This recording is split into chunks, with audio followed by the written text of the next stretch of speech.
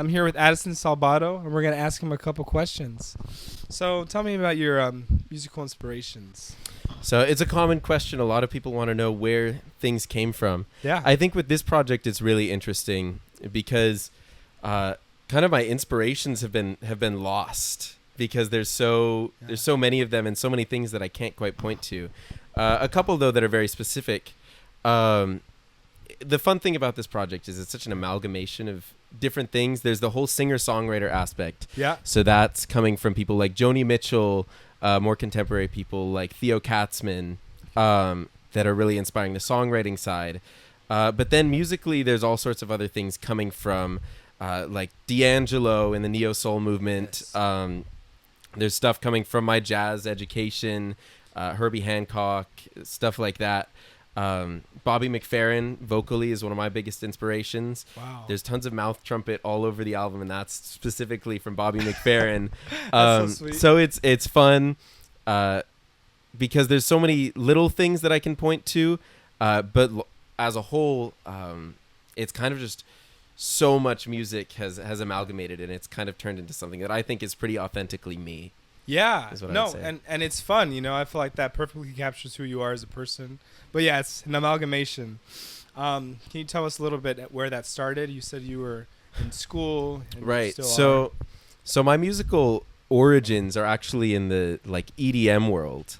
When I was in fourth grade, Wow. I was like obsessed with dubstep and like EDM, and I told my dad, I was like, I want to do that.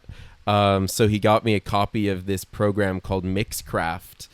This is like years and years ago, and I started producing on there, and then from there I moved on to other programs and whatnot. So Other DAWs, other correct. DAWs. Okay. Production and writing have always been kind of central, though. So Yeah. this project feels like an extension of that, where it's all self-produced. I wrote all the music, arranged all the music, so it's very DIY, which has always been the spirit of what I do. Yeah. Like, how would your friends describe you? Because I personally saw you as a jazz cat before I saw you as anything else. Yeah. So would you say your friends see you the same way? I would say that my friends are very aware of my jazz kind of upbringing because I'm jazz educated. I go to school for jazz. Yep. I've been studying jazz since I was in middle school. But I think my friends do see me as being somebody who's going off and doing my own thing more in like the pop world, but still staying true to my jazz kind of roots and whatnot. And again, it shows in the music, an amalgamation of everything you are. So I totally see that. What's your creative process upon making these tunes? You mentioned your DAW. Yeah. So when it comes to like putting the music together, it's very like straightforward. It's like lay the drums down, lay the bass down, start building on top of it. But creatively, it all starts. So almost all of these songs spawned because I will go outside and I will walk for hours. And so a lot of these songs, either the idea, the concept, or even like the melodic idea, all spawn from me like going out into the world and like taking inspiration from things like that, just like kind of reflecting on my life and my person. And that's where a lot of these song concepts come from. So one of the songs, I didn't play it today, but one of the songs called Share It With You, I remember where I was when I wrote it. I had ridden my bike to the park because I was like, oh, I want to write a song about how awesome and beautiful the world is and whatnot. So I went out and I was sitting there on the grass with my notebook and writing it out. So all of these songs kind of spawned from that. So a lot of it is just reflection and going outside and taking things in from the world, kind of like I have a little radar on my head, like picking up ideas and concepts. Oh my God. So that that's gave kind me of where chills, that's dude. where it all starts.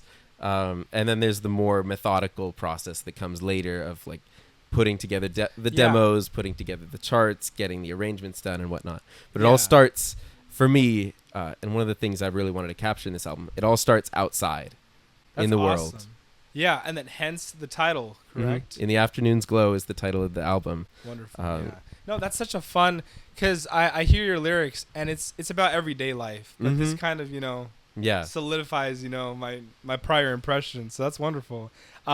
So we did mention August 17th, exciting projects coming out. Do you plan to, do some promotional shows, Right. So the lineup, this will come out August 10th. Yes. So August 7th, it's already out there. Baseball Fields, the first single is out.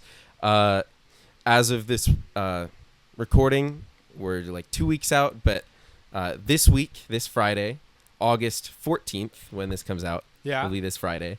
August 14th will be Grow, released to the world. And then the Monday after is the full thing. There's a big show happening in San Diego. We can get all the information right here.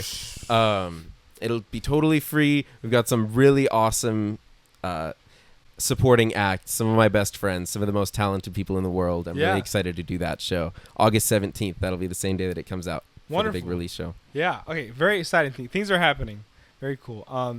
And just to get a little personal, if you were to give advice to any aspiring musicians out there, what would it be? Mm-hmm.